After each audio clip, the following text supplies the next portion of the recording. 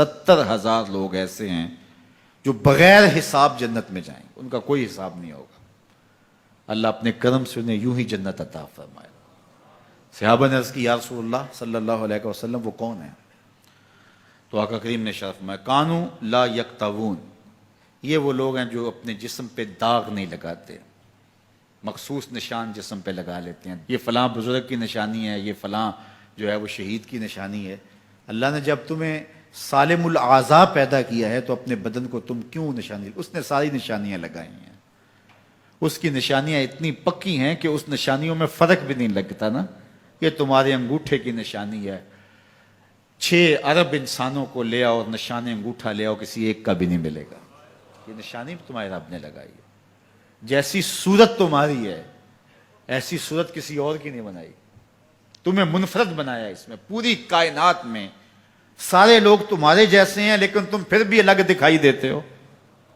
سب کی 2 آنکھیں، سب کا ناک، سب کے ہونٹ، سب کا رنگ ملتا جلتا، لیکن سب کی شکلیں الگ ہیں۔ یہ زید ہے، یہ بکر ہے، یہ عمر ہے، یہ آس ہے، یہ فلاں ہے۔ دوسرے وہ ولا یسترقون، اور وہ رقیہ نہیں کرتے، یہ چھو منتر جادو ٹونا ہر وقت عاملوں کے پاس بھاگے پھرتے ہیں، اور وہ انہیں جو ہے وہ غلط سلط ٹوٹ کے ٹونے بتاتے ہیں اور وہ کرتے رہتے ہیں۔ عجیب لوگوں کے نفسیات ہوتے ہیں، صبح سے لے کر شام تک اسی چکر میں رہتے ہیں اور پھر ساری زندگی ان توہمات سے نکل ہی نہیں پاتے۔ اللہ نے تمہیں پیسے دیے ہیں، نئی گاڑی تم نے خریدی ہے، چھوٹے بچے کا جوتا کیوں باندھ دیا آگے تم نے؟ جوتا باندھنے سے اگر یہ ایکسیڈنٹ سے، حادثے سے گاڑی بچ سکتی ہوتی ہے تو پھر پاکستان کے جتنے PIA کے جہاز ہیں سب پر باندھ دینا چاہیے، سب پہ جوتے لٹکے ہوئے ہوں۔ عجیب تم نے فلسفہ تراشا، کسی نے جو ہے وہ کالی رنگ کی پٹی باندھ دی نیچے، اس سے اس کو نظر نہیں لگے گی۔ گھوڑے کے پاؤں کے نیچے جو کھری لگی ہوئی ہوتی ہے، کچھ لوگوں نے اپنے گھروں میں وہ باندھی ہوئی ہوتی ہیں کہ اس سے ہمارے گھر کے اندر کوئی مصیبت نہیں آئے گی، کوئی تکلیف نہیں آئے گی۔ کسی نے ہنڈیا اپنے گھر کے اوپر الٹی رکھی ہوئی ہوتی ہے، یہ ہنڈیا بچا لے گی، اور میاں ہنڈیا کیا بچائے گی تجھے؟ اللہ کے قہر سے کچھ نہیں بچا سکتا۔ جب تمہارے اوپر کوئی مصیبت نازل ہونی ہے تو کچھ نہیں بچا سکتا۔ اگر بچنا چاہتے ہو تو پھر اللہ سے استغفار کرو، اللہ تعالیٰ کی تسبیح کرو، اللہ کی تحلیل کرو، میرے حضور پہ درود پڑھو، پھر دیکھنا کہ مصیبتیں ٹلتی ہیں یا نہیں ٹلتی ہیں۔ تو یہ خام خواہ کے رقیے اور یہ عامل لوگ جو ہیں ان کا تو کام ہی یہی ہے، ان کا کام چلتا ہے لوگ ذوف الاعتقادی میں مبتلا رہیں، اور یہ کہہ دیتے ہیں کہ آپ کے خاندان میں ایک منحوس عورت ہے، یہ اس کا کیا ہوا ہے، تو کوئی نہ کوئی منحوس تو پہلے ہی انہوں نے طے کر رکھی ہوتی ہے، فوراً ذہن وہاں جا کلک ہو جاتا ہے۔ اس کا نون سے نام شروع ہوتا ہے، اس کا کاف سے نام شروع ہوتا ہے، اس کا جیم سے نام شروع ہوتا ہے، تو پورے خاندان میں کسی کا نام کاف نون یا جیم سے تو شروع ہوتا ہی ہوگا، یا دوستوں میں، تو فوراً ذہن جو ہے ادھر منتقل ہو گیا۔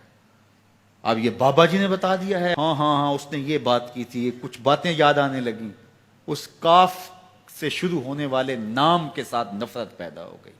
اس بابے نے نفرت کا کاروبار کیا ہے، اس نے تو 100 روپے 200 روپے لے لیے، لیکن 2 انسانوں کے اندر نفرت ڈال دی۔ اس کا گریبان کل قیامت کے دن پکڑا جائے گا۔ ان ملنگوں کے پاس، ان ذوف الاعتقادی کو پھیلانے والوں کے پاس کبھی نہ جاؤ۔ تمہیں مصیبت پڑی ہے، تمہیں لگ رہا ہے کہ شاید میرے اوپر جادو ہے، تو پڑھو نا سورہ بقرہ، جادو جڑ سے اکھڑ جائے گا۔ 40 دن اپنے گھر میں سورہ بقرہ پڑھو، برکت ہوگی۔